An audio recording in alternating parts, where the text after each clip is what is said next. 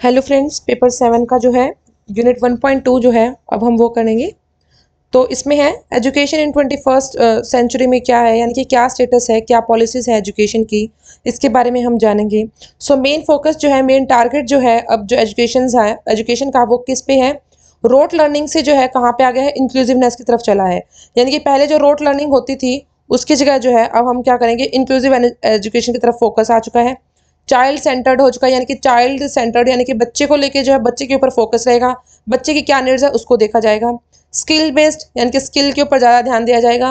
And also technology driven learning, यानी कि technology का इस्तेमाल करके जो है लर्निंग को एनहेंस करना, एम्फेसाइज करना ज़्यादा कोशिश की जाती है। ठीक है।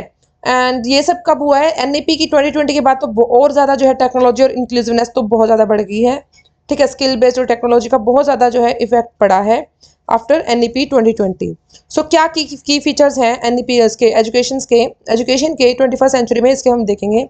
सबसे पहला है इंक्लूसिव एजुकेशन। इंक्लूसिव एजुकेशन का मतलब हुआ कि जो भी डाइवर्सिटी है उसमें क्या है, इंक्लूजन हो। जो डिफरेंट डिसेबिलिटीज़ के बच्चे हैं, नॉर्मल बच्चे हैं, क्लासरूम में एक साथ बैठ के पढ़ें। ठीक है। And UDL, that is very important. UDL की फुल फॉर्म है universal design for learning. Universal design for learning, इसमें क्या है, ऐसा लर्निंग को पॉसिबल बनाना कि जो ऐसा डिज़ाइन करना कि यूनिवर्सली, यानी कि बच्चा जो है कोई भी हो, किसी भी क्षेत्र में हो, कोई भी जो है डिसेबिलिटी हो या जो भी उनकी जो लेवल है बच्चे का वो हो, लेकिन बच्चा जो है वो सीख सके। ठीक है। उसका जो है मतलब अगर कोई बच्चा वीआई का है, चाहे वो एचआई का है, ठीक है, अगर वो बच्चा एचआई का है तो भी, ठीक है, अगर वो बच्चा वीआई का है तो भी, या ऑटिज्म है, ऑटिस्टिक है, या कोई और डिसेबिलिटी है वो भी, तो वो बच्चा भी जो है लर्निंग कर सके सेम क्लासरूम में बैठ के। यानी कि डिफरेंट डिफरेंट डिसेबिलिटीज के बच्चे भी सेम क्लासरूम में बैठ के पढ़ रहे हैं। सो वो किसकी वजह से पॉसिबल है, यूडीएल की वजह से। और ये जो है फुल फॉर्म जरूर पूछी जाती है, कई बार डिफाइन भी आ जाता है, 1-2 नंबर में क्वेश्चन आ सकता है। ठीक है, ट्रू फॉल्स में भी फुल फॉर्म पूछी जा सकती है। एंड और क्या है, इसमें आईईपीज को जो है एक्सेस करके टीचर्स जो है इसकी जो है कोशिश की जाती है अब ज्यादा, एनईपी के बाद में और भी ज्यादा। ठीक है। सेकेंड पॉइंट है आईसीटी। इसकी भी again very important, ICT. ICT की जो फुल फॉर्म है वो बहुत ज़्यादा इंपॉर्टेंट है, that is information and communication technology. क्या है, इंफॉर्मेशन एंड कम्युनिकेशन टेक्नोलॉजी। इसको याद कर लीजिए, इंफॉर्मेशन कम्युनिकेशन टेक्नोलॉजी का इसमें क्या है, स्मार्ट क्लासरूम, ठीक है, डिजिटल टूल्स और ऑनलाइन लर्निंग प्लेटफॉर्म, यानी कि कंप्यूटर को लेके, टेक्नोलॉजी को लेके लर्निंग करवाना। जैसे हम देखते हैं कि एजुसेट है, स्मार्ट क्लासेस हैं, ठीक है, उनको यूज किया जाता है क्लासरूम में। और प्राइवेट स्कूल में तो और भी ज्यादा हम देखते हैं कि अर्ली स्टेज से शुरू कर देते हैं बच्चों को जो है वीडियोग्राफी दिखाकर उनको लर्निंग करवाना। ठीक है, डिजिटल टूल्स यूज करना और प्लेटफॉर्म्स, ऑनलाइन प्लेटफॉर्म्स हो गए, जो ऑनलाइन जो है आजकल चलते हैं, स्वयं का हो गया, एंड दीक्षा हो गया, और भी बहुत सारे हैं ऐसे प्लेटफॉर्म्स जहाँ पे बच्चे घर बैठ के भी सीख सकते हैं। अगर वो बच्चा स्कूल तक नहीं पहुंच पा रहा है तो कोशिश है कि वो बच्चा अगर घर पे भी रह रहा है तो घर से भी सीखे। अगर वो ऑफ ले रहा है, मेडिकल कुछ चल रहा है, तो वो घर बैठ के भी सीख सके। एंड ऑल्सो जो स्पेशल बच्चे हैं, सीडब्ल्यूएस बच्चे हैं, उनके लिए भी जो है ऐसे टेक्नोलॉजीज बनाई जाए कि बच्चा वो सीख सके। अब जैसे क्या हो सकता है इन टेक्नोलॉजी में कि अगर कोई वीआई का बच्चा है तो उसके लिए हम क्या करेंगे, साइन वीआई का बच्चा है तो उसके लिए क्या करेंगे, ऑडियो बुक्स जो है अवेलेबल हो। ठीक है, ऑडियो जो है जो कंटेंट है मैम पढ़ा रहे हैं क्लासरूम में, तो वो जो है उसको ऑडियो फॉर्म में उसको अवेलेबल रहे, ऑडियो टेक्स्ट बुक्स मिल जाए। और अगर कोई बच्चा एचआई का, तो उसके लिए क्या रह सकता है टेक्नोलॉजी में, उसके लिए जो है ब्रेल में हो। ठीक है। और हाँ, सॉरी, एचआई के लिए हम क्या है कि ज्यादा विजुअल्स हो वीडियोग्राफी में। ठीक है, ज्यादा से ज्यादा जो है पिक्चर्स का इस्तेमाल करके सिखाया जाए। ठीक है, तो उससे क्या है बच्चा जल्दी सीख सकता है। Third is skill based. Skill based में क्या है, स्किल बेस्ड में है कि बच्चे को जो है क्रिटिकल जो है थिंकिंग जो है वो एनहेंस किए। ठीक है, प्रॉब्लम सॉल्विंग को एनहेंस किया जाए और बच्चे की जो है क्रिएटिविटी के ऊपर ज्यादा ध्यान दिया जाता है, ताकि जो है बच्चा जो है अर्ली, और एक और है और वोकेशनल ट्रेनिंग। जब बच्चे की क्रिटिकल थिंकिंग जो है वो एनहेंस हो जाएगी, प्रॉब्लम सॉल्विंग, क्रिएटिविटी एनहेंस हो जाएगी, इनके ऊपर मेन फोकस करते हुए हम साथ के साथ क्या करेंगे, वोकेशनल ट्रेनिंग स्टार्ट में कर देंगे। जैसे हम पहले तो क्या होता था, हम पढ़ते थे तो हम क्या करते थे कि पहले एजुकेशन की पढ़ाई की अपनी पूरी, उसके बाद में हम जाके कहीं सोचते थे करियर में हमें क्या करना है, फिर हम हमारी स्किल्स के ऊपर वर्क करते थे। लेकिन अब कोशिश की जाती है कि बच्चों को स्टार्टिंग से ही जो है वोकेशनल ट्रेनिंग दी जाए, ताकि बच्चा जो है अपने जो है आगे की जो है अपनी क्षमता के अनुसार बच्चा जो करियर जो है वो सेटअप कर सके। क्या उसको किस में इंटरेस्ट आ रहा है, ठीक है। उसकी स्किल्स जो होंगी फिर वो क्या होगा, दूसरे फील्ड में भी अच्छे से वर्क कर पाएगा अगर वो जिस फील्ड में नहीं है तो। इससे क्या होगा, अनएम्प्लॉयमेंट जो है वो बहुत ज्यादा कम हो जाएगी। फोर्थ पॉइंट है कॉम्पिटेंसी बेस्ड करिकुलम। पहले क्या होता था, सिर्फ टेक्स्ट बुक दे दी और टीचर्स को काम होता था पढ़ाना, बुक्स देखी, टॉपिक देखा और उसको जो है क्लासरूम में आए पढ़ाकर चले गए।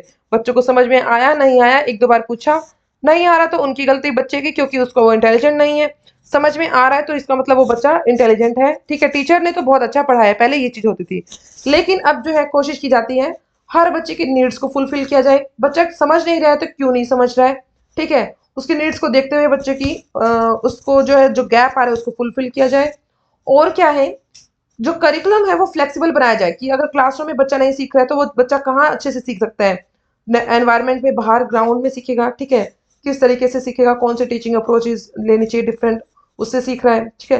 करिकुलम को फ्लेक्सिबल बनाना, बच्चे की जो लर्निंग पेस है, नीड्स है, उसको फुलफिल करते हुए, खास करके सीडब्ल्यूएस बच्चे जो है उनकी डिफरेंट नीड्स होती हैं। सो बच्चे को जो है ये फील ना हो, बच्चा जो है कंफर्टेबली क्लासरूम में सेफली सीख सके, बच्चे को ये चीज फील करवाना भी करिकुलम में आता है, ठीक है। सिर्फ अकेडमिकली ही नहीं, बच्चे को जो है को करिकुलर में भी ज्यादा उसको इन्वॉल्व करा के इस बच्चे को सिखाना, ठीक है।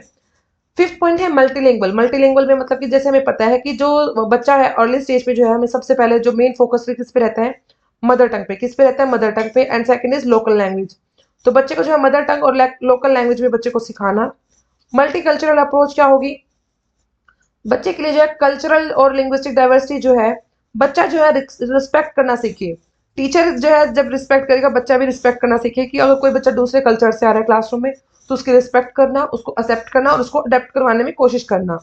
सेकंड है लिंग्विस्टिक डाइवर्सिटी, अगर कोई बच्चा दूसरी लैंग्वेज बोलता है तो उसको ये फील कराना कि तुम दूसरी लैंग्वेज बोलते हो, उसको एक्सेप्ट करके उसको अडेप्ट करने की कोशिश करना, ठीक है। तो मल्टी लैंग्वेज में स्टार्टिंग से बच्चे को जो है एक बार स्टार्टिंग में लोकल लैंग्वेज और मदर टंग में बच्चे को सिखाने की कोशिश करना, ताकि बच्चा जो है उसको कनेक्ट कर सके, कनेक्टिविटी ज्यादा बढ़ती है इससे, ठीक है।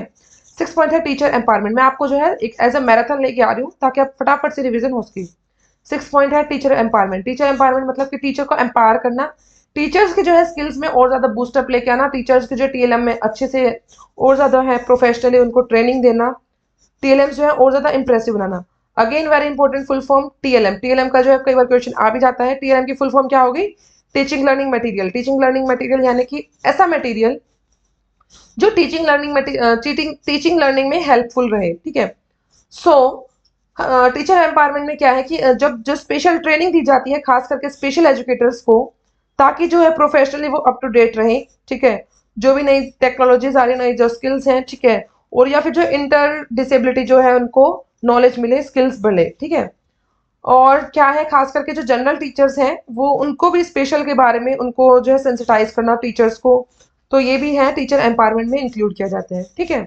सेवन पॉइंट है पॉलिसी। पॉलिसी क्या है कि एनईपी जो 2020 आई है इसका मेन फोकस किस पे रहता है, इंक्लूसिवनेस पे। हम देख रहे हैं कि अब जो है इंक्लूसिवनेस, जो सीडब्ल्यूएस बच्चे जो है एडमिशन जो है ज्यादा रेट जो है बढ़ा है अभी, यानी कि सीडब्ल्यूएस जो बच्चे अगर ज्यादा एडमिशन लेंगे क्लासरूम में तो उतना ही ज्यादा जो है सीडब्ल्यूएस एडमिशन रेट बढ़ेगा, तो क्या होगा, जब सीडब्ल्यूएस काउंट बढ़ेगा तो स्पेशल एजुकेटर की जो है वैकेंसी उतनी ही ज्यादा बनेगी। अभी जो है गवर्नमेंट ने सिर्फ एक स्पेशल एजुकेटर हर स्कूल में अपॉइंट करने के लिए मैंडेटरी किया है सुप्रीम कोर्ट के द्वारा, ठीक है। एंड अगर सीडब्ल्यूएस ज्यादा होंगे तो उससे क्या होगा, इंक्लूसिवनेस भी ज्यादा होगी, ठीक है। इक्विटेबल, बच्चों को जो है बराबर, इक्विटेबल है क्या ना, मैं आपको इक्विटेबल का मतलब समझाती हूँ। सबसे पहले देखिए एग्जाम्पल है कि सबसे पहले जो जनरल, पहले जो लोग होते थे जनरल कैटेगरी के, और ये हो गए एससी कैटेगरी के। सो शोषण की वजह से जो है एससी कैटेगरी के जो लोग हैं वो पीछे रह गए थे, ठीक है। अब गवर्नमेंट क्या किया, रिजर्वेशन लेके आए ताकि वो क्या है, इक्वालिटी आ सके। इक्वालिटी के लिए क्या होगा, रिजर्वेशन दिया गया ताकि वो इक्वल हो सके, और इसके बाद जो होगा उनका जब लेवल बराबर हो जाएगा तब हम क्या बोल सकते हैं, इक्वालिटी आ चुकी है। तब हम जो है कोई रूल्स है इक्वली उनके ऊपर, कोई भी जॉब फैकल्टी होगी, कोई भी फैसिलिटीज होगी, ठीक है, वो सब क्या होगी, बराबर होगी। तब तक हमें इक्वालिटी तक लेके आने के लिए इक्विटेबल की जरूरत पड़ेगी। Universal education. यूनिवर्सल एजुकेशन मतलब कि ऐसी एजुकेशन जो हर डिसेबिलिटी के बच्चे जो हैं, हर तरह के बच्चे जो हैं वो सीख सके, ठीक है, कहीं पे भी सीख सके, और उनको जो लर्निंग प्रोसेस में कोई बाधा ना आए, ठीक है, उनकी जो बच्चों की नीड्स है उसके ऊपर मेन फोकस रहे। सो पीडब्ल्यूडी एक्ट जो है 2016 का जो है रिवाइज होकर जो नया एक्ट फिर से जो आया था, जिसमें 21 डिसेबिलिटीज आई हैं, ऐड ऑन की गई थी। तो उसमें क्या है, सॉरी ऐड ऑन नहीं की थी, 21 डिसेबिलिटीज लास्ट फाइनल में हुई थी, ठीक है। उससे पहले जो होती थी अलग थी, वो मैं आपको अलग से समझाऊंगी। सो पीडब्ल्यूडी एक्ट जो है 2016 का, उसमें कोशिश की जाती है कि बच्चे के जो राइट्स हैं और जो एजुकेशन अपॉर्चुनिटीज हैं, पीडब्ल्यूडी बच्चे जो होते हैं, पर्सन विद डिसेबिलिटीज, ये भी क्वेश्चन पूछ लेते हैं कई बार।